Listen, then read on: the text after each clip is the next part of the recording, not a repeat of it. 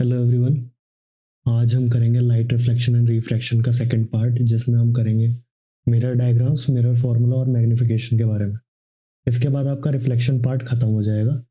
फिर third part में हम करेंगे रिफ्रैक्शन कंप्लीट, और फोर्थ पार्ट में इस चैप्टर के जितने भी इंपॉर्टेंट क्वेश्चंस हैं सारे उसको कवर करेंगे। ठीक है, चालू करते हैं। सबसे पहले रे डायग्राम बनाते कैसे हैं और उसमें क्या क्या चीज़ें इंपॉर्टेंट होती है वो देखते हैं। ठीक है, तो किसी भी रे डायग्राम को बनाने के लिए सबसे पहले तो हमें एक ऑब्जेक्ट चाहिए। ऑब्जेक्ट को हम ऐसे डिनोट करते हैं ए बी से। और जब भी हम इमेज बनाएंगे तो इमेज को हम ए डैश बी डैश से दिखाएंगे। ए डैश बी डैश, वो इमेज कहीं भी बने। अब इमेज बनती कैसे है? हमें ऑब्जेक्ट से दो लाइट रेज निकालनी होती है, उसे मिरर पे रिफ्लेक्ट करना होता है, और वो जहां पे भी इंटरसेक्ट करती है उस पॉइंट पे प्रिंसिपल एक्सेस की तरफ हमारी इमेज फॉर्म होती है। अब मेन जो तीन रेज हम यूज करते हैं, इनमें से तीनों में से आप कोई सी भी यूज करके अपना रे डायग्राम कंप्लीट कर सकते हैं, बना सकते हैं बहुत इजीली। अगर हम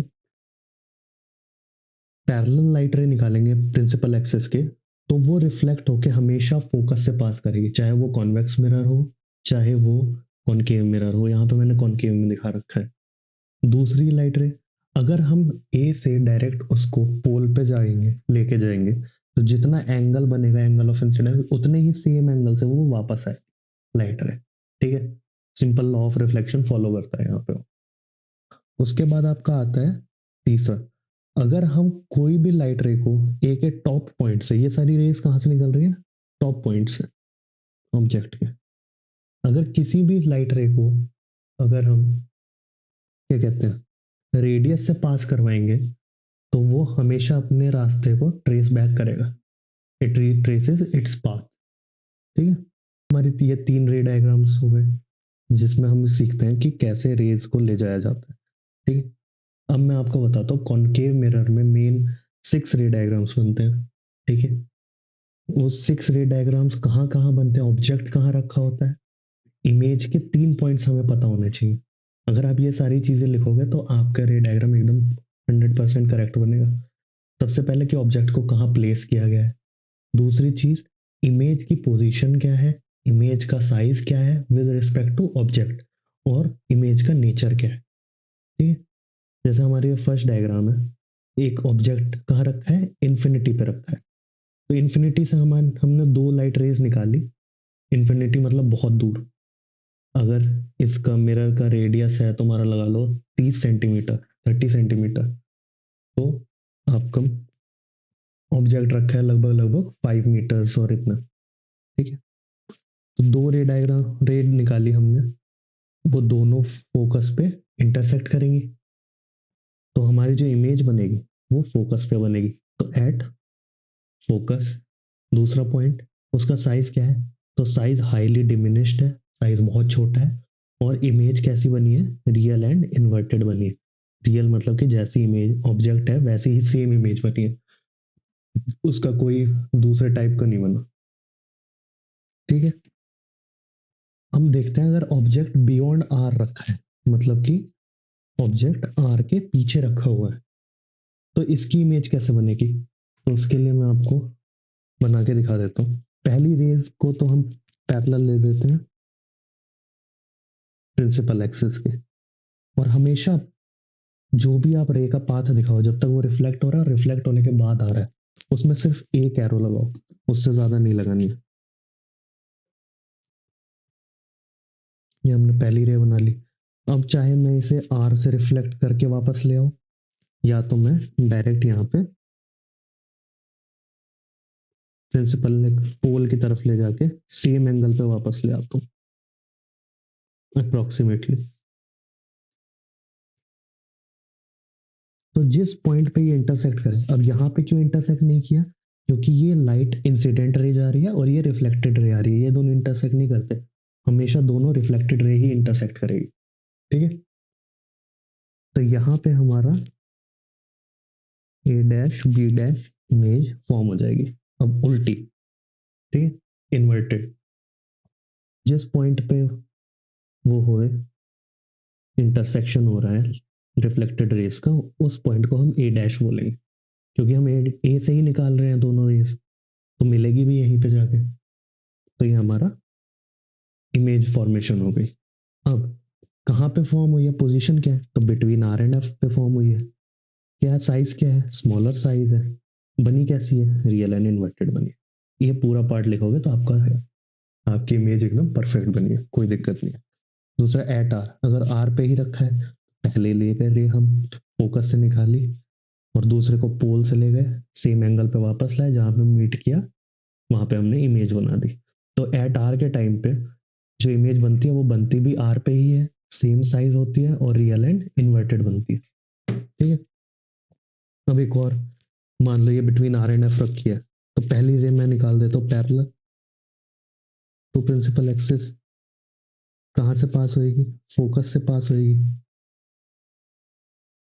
ठीक है। दूसरी रे अगर मैं चाहूँ तो मैं रेडियस इधर से भी निकाल सकता हूँ, क्योंकि वो ट्रेस बैक होके आएगी। अगर मैं मिरर थोड़ा सा वो कर दूँ, बढ़ा दूँ,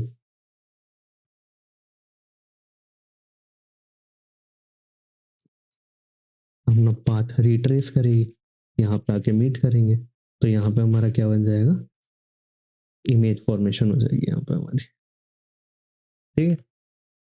तो ये बनती है बिटवीन आर एंड एफ, अगर ऑब्जेक्ट रखा है तो इमेज कहाँ बनती है, बियॉन्ड आर बनती है। और बियॉन्ड आर अगर ऑब्जेक्ट रखा है तो इमेज कहाँ बनती है, बिटवीन आर एंड एफ बनती है।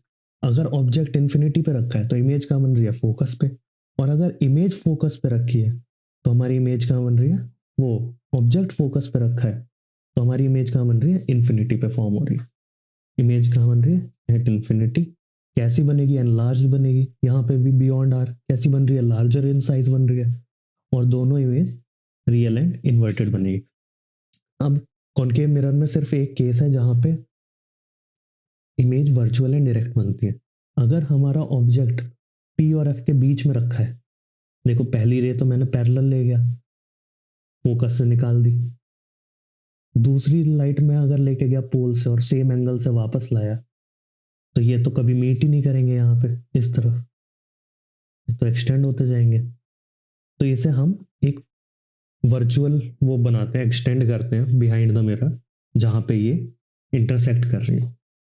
तो वहां पे हमारी इमेज फॉर्म होती है जो कि वर्चुअल है, मतलब कि फॉल्स है, रियल नहीं है, असलियत में नहीं हो रही है लाइट वहां पे मीट, तो इसीलिए वर्चुअल है, वो नकली इमेज है। और बिहाइंड द मिरर बन रही है, कैसी बन रही है, एनलार्ज बन रही है, वर्चुअल है, प्रिंसिपल एक्सेस पे ऊपर की साइड है, वाई एक्सेस पे पॉजिटिव साइड पे तो इरेक्ट है, नीचे है तो इन्वर्टेड है। ठीक है। ये तो हो गया हमारा main concave mirrors. Concave mirrors में इतने ही डायग्राम है। आप इन तीनों में से कोई सी भी रे यूज करके अपना इमेज फॉर्मेशन कर सकते हो। ठीक है। मेनली ज्यादातर सही क्या रहता है, आप ये वाली ले लो और ये वाली ले लो, इनसे कभी प्रॉब्लम ही नहीं होगी। और किसी किसी पॉइंट पे अगर आपको ऐसा लगे कि हाँ ये रेडियस वाली इससे जल्दी बन रहा है ऑब्जेक्ट, इमेज फॉर्मेशन आपको ज्यादा एंगल नहीं देना देखना पड़ रहा है, तो ये वाली यूज कर लो, कोई दिक्कत नहीं है। अब आएंगे हम अपने नेक्स्ट टॉपिक पे, कन्वेक्स मिरर के रे डायग्राम्स पे। कन्वेक्स मिरर सबसे सिंपल है, डाइवर्जिंग है। दो ही टाइप के रे डायग्राम्स बनते हैं। पहला, अगर ऑब्जेक्ट कहाँ रखा है, इन्फिनिटी पे रखा है, तो दो पैरेलल लाइट्स लाए, फोकस तक लेके गए, फोकस से रिफ्लेक्ट किया। ठीक है। Angle i equals to angle r होएगा। तो पॉल्स दोनों जाके कहाँ पे मीट करेंगे, फोकस पे। तो इमेज कहाँ बनेगी, एट फोकस। कैसे बनेगी, डिमिनिश्ड। लेकिन यहाँ पे वर्चुअल है, एक्सटेंड कर रहे हैं, मीट तो हो नहीं रही है लाइट कभी भी, तो वर्चुअल है। और कैसी बनेगी, इरेक्ट बनेगी। ठीक है। अगर फ्रंट ऑफ द मिरर इस पार्ट पे कहीं पे भी रखे, एक्स एक्सेस से पोल तक पे, तो पहली लाइट हम लेके गए पैरेलल, फोकस से एक्सटेंड करके बना दिया हमने। और दूसरी लाइट को हमने, लाइट रे को रेडियस से रिट्रेस करवा दिया। तो वो जहां पे मीट करेगी इस पार्ट पे, हमेशा वो पोल और फोकस के बीच में ही बनेगी। ऑब्जेक्ट चाहे इधर रखा हो, चाहे इधर रखा हो, इधर रखा हो, कहाँ बनेगी इमेज, पोल और फोकस के बीच में, कन्वेक्स मिरर में, between pole and focus. Smaller in size बनेगी, वर्चुअल एंड इरेक्ट बनेगी। ठीक है। ये तो आ गए हो गए हमारा कंप्लीट रे डायग्राम। रे डायग्राम्स करने से हमें फ़ायदा क्या होता है? सबसे बड़ी बात कि मान लो आपको कोई क्वेश्चन दे रखा है कि फोकल लेंथ है किसी कॉनकेव मिरर की 15 सेंटीमीटर, ठीक है? कितनी है? 15 सेंटीमीटर, माइनस में लिखेंगे। और आपको बोल दिया ऑब्जेक्ट रखा है आपका 27 सेंटीमीटर पे in front of the mirror, तो आपको इससे तुरंत पता चल जाएगा कि रेडियस ऑफ कर्वेचर कितना हो जाएगा, 30 सेंटीमीटर। कॉनकेव मिरर की बात कर रहा हूँ। तो ऑब्जेक्ट रखा कहाँ है असलियत में? बिटवीन आर एंड एफ रखा है ना? हाँ, बिटवीन आर एंड एफ रखा होगा ऑब्जेक्ट, क्योंकि 30 सेंटीमीटर से 15 के बीच में है ये। तो इमेज फॉर्म कहाँ होगी? इमेज फॉर्म होगी आपकी बियॉन्ड आर, मतलब कि जो भी वैल्यू आएगी वो 30 सेंटीमीटर से ज़्यादा ही आएगी हमेशा, ठीक है? ये हो गया, हमें मिरर्स को पढ़ के इतना समझ आ जाता है कि हाँ ये हो सकता है, ठीक है? अब आता है हमारा मिरर फॉर्मूला, इसका एक इम्पॉर्टेंट टॉपिक, और उसके साथ साथ ही अंदर ही आपको समझ आ जाएगा मैग्निफिकेशन कैसे निकालते हैं। तो आपने अगर सिमिलैरिटी ऑफ ट्राइंगल्स पढ़ा हो तो उसमें आपको इस टॉपिक को समझने के लिए सिर्फ एक रूल पता होना चाहिए, वो है ए रूल। ए रूल, ये रूल क्या बताता है? ये रूल आपका ये बताता है कि अगर कोई भी दो ट्राइंगल्स हैं, उनके कोई भी दो एंगल सेम है, तो वो ट्राइंगल्स आपस में सिमिलर होंगे और उनके साइड्स का रेशियो इक्वल रहेगा, ठीक है? तो मान लो यहाँ पे मैंने एक ऑब्जेक्ट रखा, कहाँ रखा है? बियॉन्ड आर रखा है। इमेज कहाँ फॉर्म होगी कॉनकेव मिरर में? बिटवीन आर एंड एफ होएगी। पहली रे की डायग्राम, पहली रे मैं लेके गया पैरेलल, निकाली फोकस से। दूसरी रे में लेके गया रेडियस से और रिट्रेस करवा दिया, जहां पे मीट किया वहां पे हमारा ए डैश बी डैश बन गया। तीसरी रे भी मैं लेके जाता हूँ यहाँ पे सेम ही, इस डायग्राम, ये डायग्राम आपको बनाना पड़ेगा प्रूफ में। ये तीनों रेज आपको दिखानी है, पोल से ले गए और निकाल दिया, तीनों हमेशा एक ही पॉइंट पे मीट करेंगे, ठीक है? अब यहाँ पे हमारे पास कई सारे ट्राइंगल्स बनेंगे। हमें मेनली किन ट्राइंगल से मतलब है? एक तो इस वाले, और दो ये दोनों, और एक ये बड़ा वाला ए बी पी, और ए डैश बी डैश पी, एक ए बी आर और ए डैश बी डैश आर। बस यही दोनों ट्राइंगल से हमें मतलब है, और किसी से कोई मतलब नहीं अभी। तो इन ट्राइंगल ए बी आर और इन triangle A dash B dash R में अगर हम देखें, इस वाले में और इस वाले में, तो ये तो वर्टिकली अपोजिट एंगल्स हो गए। ये एंगल हमारे 90 डिग्री के हो गए। ए थ्योरम प्रूव हो गई सीधा। तो by A rule these two triangles are similar to each other. तो A dash B dash by A B का रेशियो हमारा B dash R by B R के रेशियो के इक्वल रहेगा, ठीक है? ये तो हमारी पहली चीज हो गई। दूसरा ट्राइंगल ये बड़ा वाला देखिए, ए बी पी और ए डैश बी डैश पी, ये वाला, ठीक है? तो हमें पता है ये एंगल आई है, ये वाला एंगल आर है, तो ये दोनों आपस में इक्वल होते हैं फर्स्ट लॉ ऑफ रिफ्लेक्शन के हिसाब से। ये 90 डिग्री है, ये भी 90 डिग्री ही होएगा, क्योंकि परपेंडिकुलर ही ऑब्जेक्ट और इमेज रख रखी है हमने। तो ये 90, ये 90, ये इक्वल, दोबारा से same angle i equal to angle r होता है, और ये 90 डिग्री है दोनों। ए रूल से दोनों सिमिलर हो गए। तो A dash B dash by A B is equals to B dash P by B P, sides का रेशियो इक्वल हो गया। अब हमें इन दोनों ट्राइंगल से एक चीज मिल गई कि ये चीज कॉमन है, तो ये वाला पार्ट इसके बराबर हो जाएगा आपस में, ठीक है? अब यहां से मेन चीज चालू होती है, साइन कन्वेंशन हमेशा ध्यान में रखना है वैल्यूज पुट करते हुए। इसकी फोकस की, रेडियस की, वी की और यू की, कभी भी पुट करो साइन कन्वेंशन हमेशा दिमाग में रखना है, ठीक? अब बी डैश आर को हम क्या लिख सकते हैं? बी डैश आर कहाँ गया? इतना जो पार्ट है हमारा, इसको हम आर माइनस वी लिख सकते हैं, क्योंकि ये तो ऑब्जेक्ट की पोजीशन है, और ये पूरा आर है, आर को हम 2f भी लिख सकते हैं, 2f माइनस वी लिख दिया। किस साइड है मिरर के? लेफ्ट साइड है, तो इसलिए ये वाला माइनस का साइन लगा है, ठीक है? सेम बी आर को क्या लिख सकते हैं हम?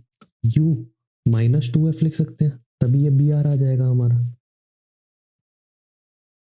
आ जाएगा।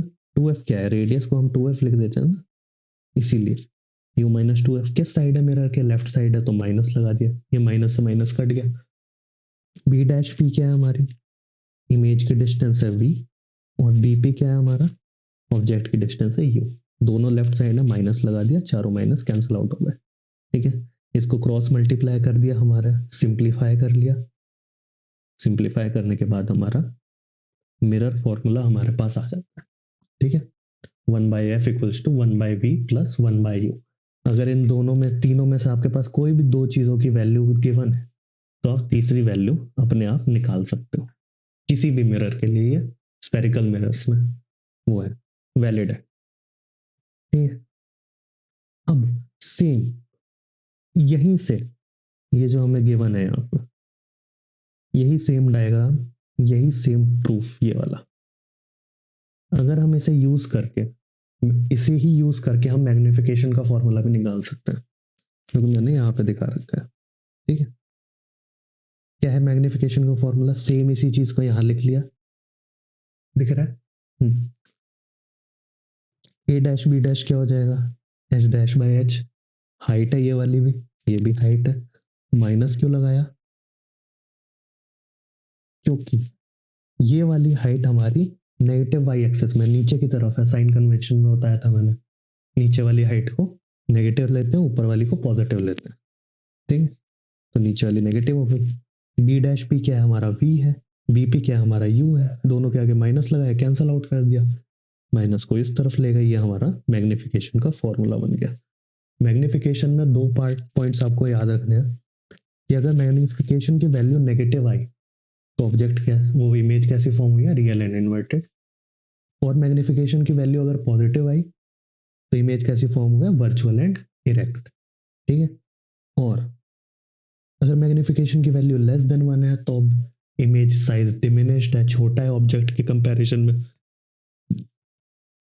अगर सेम है तो सेम साइज है, 1 है तो सेम साइज है, और अगर 1 से ज्यादा है मैग्निफिकेशन की वैल्यू, जैसे मैंने बोल दिया मैग्निफिकेशन गिवन है -3, इसका मतलब क्या हुआ, -3 का मतलब हुआ, एक तो रियल एंड इन्वर्टेड है, और दूसरा 3 टाइम्स एनलार्ज्ड है।